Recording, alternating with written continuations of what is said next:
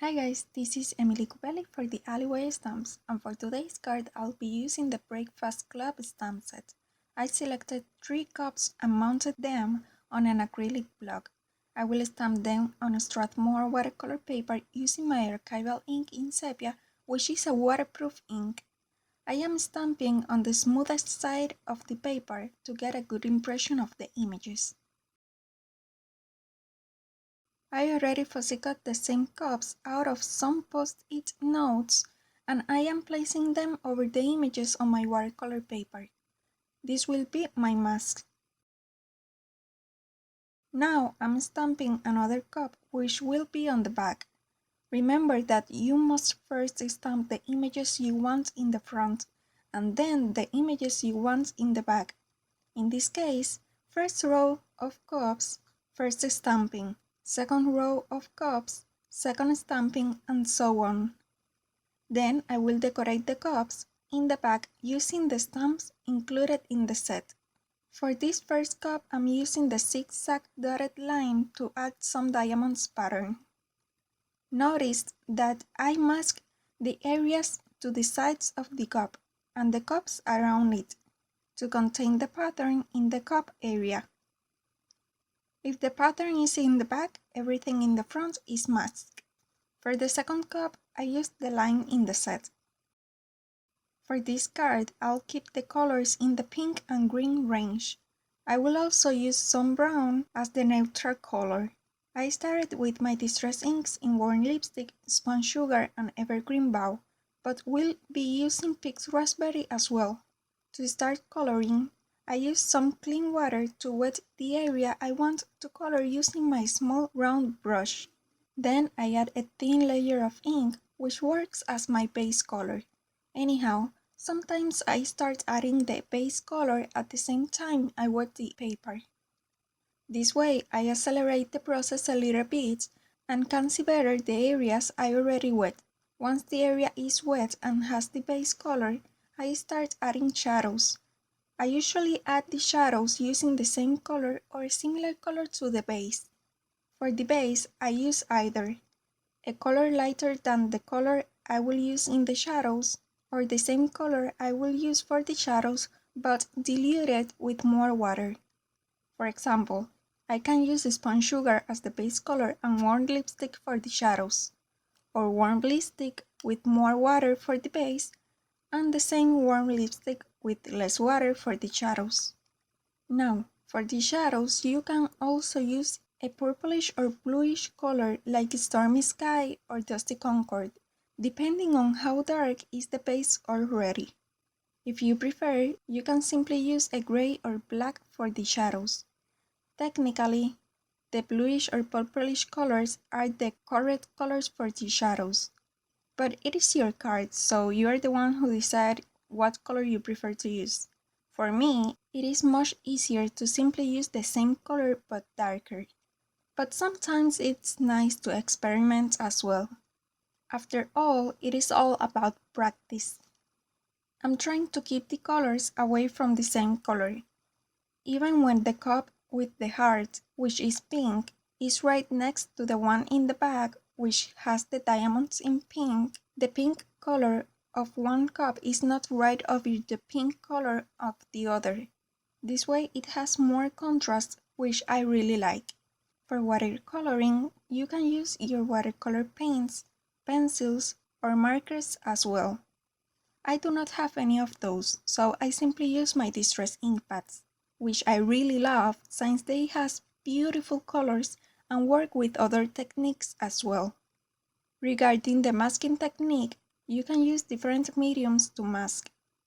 You can use post-it notes, as I did today, liquid masking, or even glossy accents to mask an area and avoid getting ink on it. Now, just as a quick note, as you probably know, Spanish is my native language, and my English is a little rusty. I apologize if I say anything wrong, and truly appreciate when any of you help me in any way to improve it. So feel free to let me know if I keep pronouncing or saying anything wrong. It really helps me a lot. Okay, back to the card. If you are having problems with your watercoloring, try using a wing of Stella in clear instead of a brush and water. With water, if you wet too much your brush, the color can easily get out of the lines. At least for me, with the wing of Stella, it's easier to keep the color inside the lines. Another thing you can try is to keep the brush inside the lines of the image, not over the lines. Also, add a layer of color and wait until it is dry before adding more color. If you added shadows to your image and you want them to be even darker, wait until it's dry and then add more color and darkness.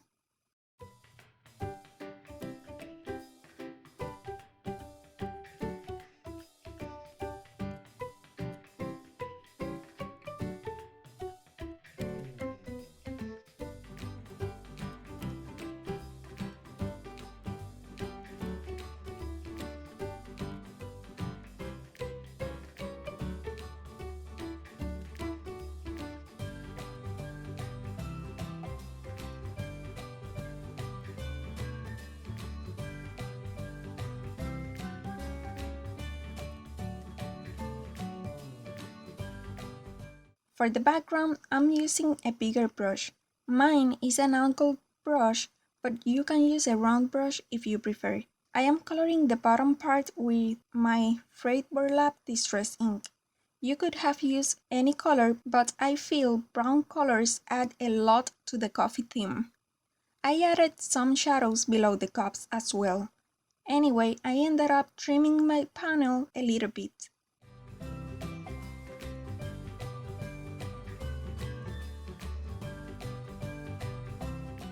For the upper part of the panel, I'm using the antique linen distress ink.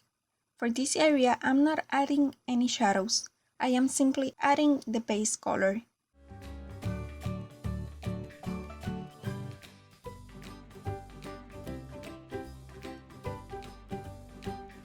Here, I already trimmed my panel. Once it's dry, I will add some antique linen all around it using my sponge dauber. Anyway, this is the sponge dauber I use for my tea-dye distress ink. So I am basically adding a mix of both inks. Since the bottom part is darker, I will use my vintage photo distress ink there. I'm also going to add this ink to these two scallop borders here, as well as to two thin strips of cardstock. For the scallop borders, I used my border punch from American Crafts and the pink paper with the tiny hearts from my Mon Ami paper pad. Now, I will glue everything on an A2 card base I created using my Desert Storm cardstock from Nina. I started gluing the main panel and then will glue the strips of paper, including the one with the scalloped edge. I use a clean and dry paper towel to make pressure on these pieces and make sure they stick well. Then I'll cut the excess of the paper and will round the lower corners using my X-Acto corner rounder punch. Also, we'll add some distress stickles in clear rock candy, which is a completely clear glitter and kinda looks like sugar. Since it doesn't has any iridescent effect, it doesn't add any color at all, only adds some shine and texture to the card. Finally, we'll go around the edges with my Signo Broad White gel pen to add some stitched lines. And here is the final result. Masking along with watercoloring or any other medium you prefer for coloring is great to add dimension without the need of additional layers of cardstock. I really hope you enjoyed this tutorial. If you did, please give this video a thumbs up and subscribe to the Alleyway Stamps channel as well as my channel if you are not subscribed yet. Remember to visit both blogs to see the full list of supplies and more close-up pictures. Here are two other cards in case you missed them. The first one is a balloon shaker card where I show you how to stretch your stamps. In the second card, I used the same stamp set I used today. Thank you so much for watching and I'll see you next time. Bye!